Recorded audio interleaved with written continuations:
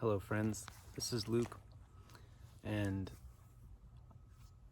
we're going to discuss I'm just going to talk to you through this camera about something that I think is really important and never really gets talked about. And it's another example of things that kind of get covered up amidst the yoga industry, as it were. So things that tend to make money tend to propagate, and for whatever reason there's a certain survival of the fittest about sort of systems of yoga that fit in really well with capitalism. And it's really unpopular to be a yoga teacher to kind of call those things out, but forgive me, there's little animals around me. But let's transport back to 2,000-3,000 years ago, where people were studying and practicing yoga, and that was really their life, and they lived that way. So it was kind of developed to be that, and different lineages have it different ways. And then you have sort of the modern revolution through Krishnamacharya, which is householder yoga or Ashtanga yoga, and that really involves going and doing your practice once a day. And so the problem with this method is that if you only practice one time a day, it puts certain restrictions on you. And one of them is if you have physical problems or problems with stamina, or you have injuries, an hour and a half or an hour of practice is actually not probably the best for you. It'd probably be better to have a shorter practice. And so what you see a lot of folks do is they'll say, well, I'm going to go to a yoga class, because yoga classes are typically an hour to an hour and a half. And then they just go 3 times a week, when in fact it would probably be much healthier and much more beneficial and much more in line with the actual purposes of yoga if you went for a shorter time every day. So the Ashtanga lineage kind of deals with this through the Mysore program, where you can come and go at any time. But you'll find, as all of us that have taught Ashtanga in the lineage, that people just don't understand that. They need a start time, and part of the reason why they want to go to a yoga class is they really want to be released from their own sort of responsibility to their practice in a way. And I mean that in a polite way, and that it's relaxing for people in our culture to not have to be in charge of when it starts and when it ends. And they like having a set schedule that way. You might not believe it, but it's true. They like it. So with the Mysore program, it really confuses people, because you say show up and leave at any time, and they'll call you and they'll email you and they'll be like, well, when do I show up? And it's like, you can show up anytime. Most people, that just doesn't compute. So there's a practical issue there, in that the yoga industry has sort of developed this expectation that the yoga class is going to last an hour and a half.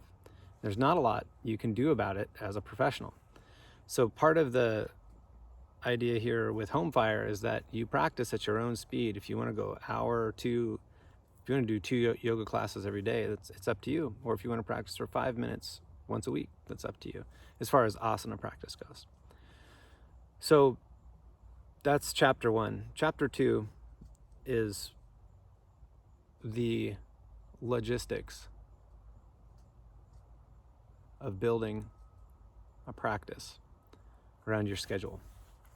So here's kind of the modern problem, is that people tend to go to these workshops, they go to retreats, and they go to teacher trainings, and then they come back to their life and they pretty much just do what they were doing before. So they had this great yogic getaway, but in fact they didn't really apply it to their life. And so this has created, it's an amazing industry, and there's a ton of money to be made in putting on yogic retreats. But first of all, those are not really sustainable from a lot of different perspectives. And again, it's not very popular to call this out, but we can't have everybody practicing yoga, which the first aspect of the Yoga Sutras in the 8 limbs is nonviolence, and we can't have everybody flying to the other side of the planet, or to Mexico, or to Fiji, and then flying back. I don't know what your views are on it, but it's just not like the future. So we have to find a way to exercise and access this exotic part of ourselves that we're finding through yoga from where we are. And so from my perspective, that means you just stay at home. And it doesn't mean you don't travel, but it means that your yoga practice is with you. And you don't necessarily go somewhere to practice it. Rather, you find yourself, generally speaking, in a community or in a place where that practice can be enriched. So if you're a yoga teacher, you know,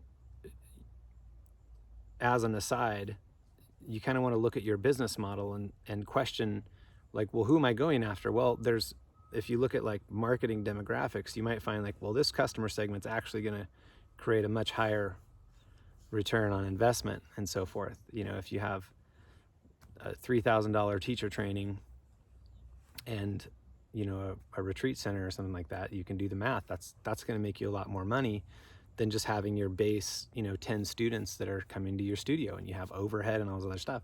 So it requires a lot of discipline to sort of not take the money.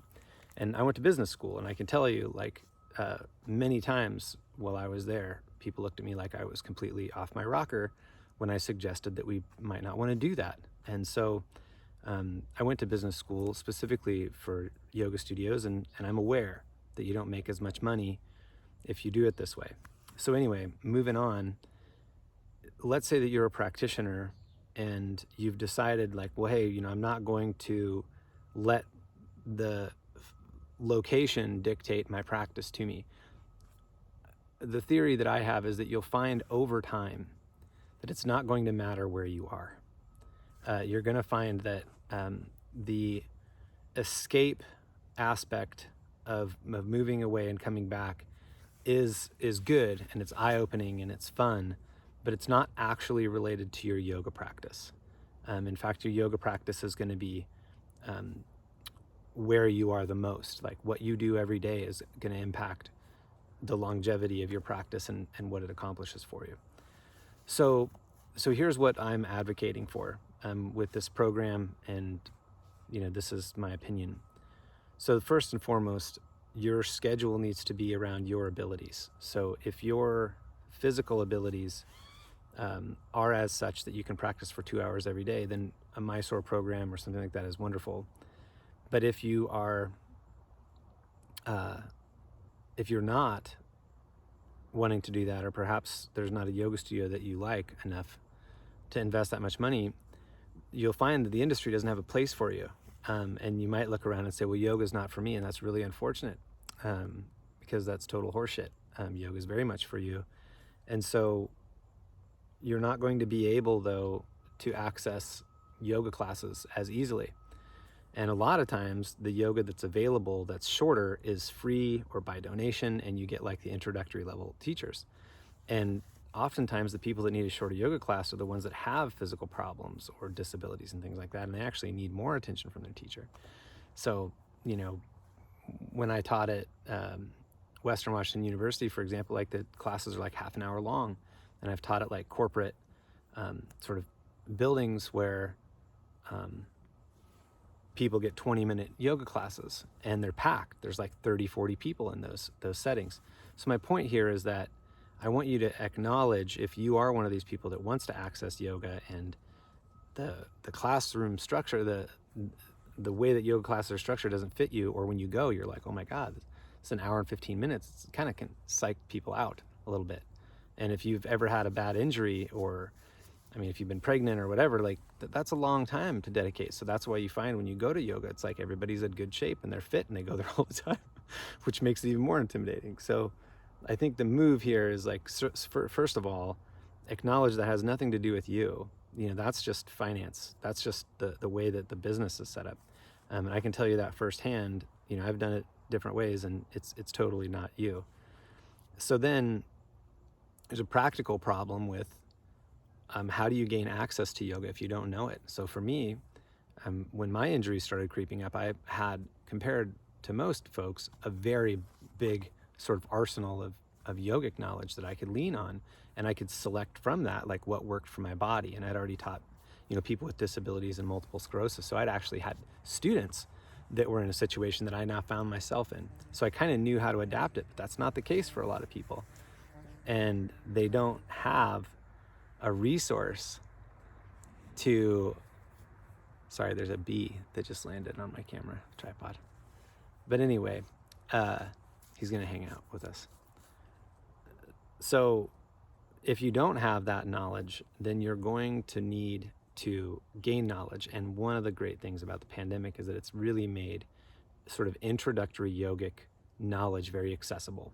I'm not saying it's all good, but the reality is that you can go out, and as long as you're self-disciplined to follow the structure and sort of be a little bit of your own teacher, you can learn the basics of yoga fairly easily. And so that's another reason why I think that the program that I have, so we meet once a week or something like that, is helpful, because then you can sort of design your own recipes, your own sequences, practice those things, monitor your own progress, and sort of take it one step at a time that way. So I'm not saying that teacher trainings and immersions and weekend workshops and those things are not valid. I'm just saying that they exist in their current form because of money. And for your own sake, just ask yourself, what's more beneficial for you? Is it to spend like 1 month? If you feel like you need that to just get away, get every distraction away from your head, go to a retreat center and then come back, that's great. But now you might find that you can turn your home into a retreat center, and you can turn your life into a retreat. And if you just structure it in a way that's conducive to the practice that you want to do. So that's my speech. I hope this makes sense. I know not everyone is going to agree, but I'm very much advocating for not necessarily shorter yoga practices, but to take a look over here at this huge expanse of people that don't fit into the current model that we have.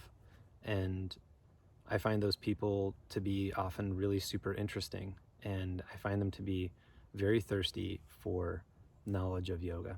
And so I think that if you're one of those folks, you're in the right place, and don't give up, and just take what you know and keep practicing. And if you need a shoulder to lean on, then you're in the right place. Haribol.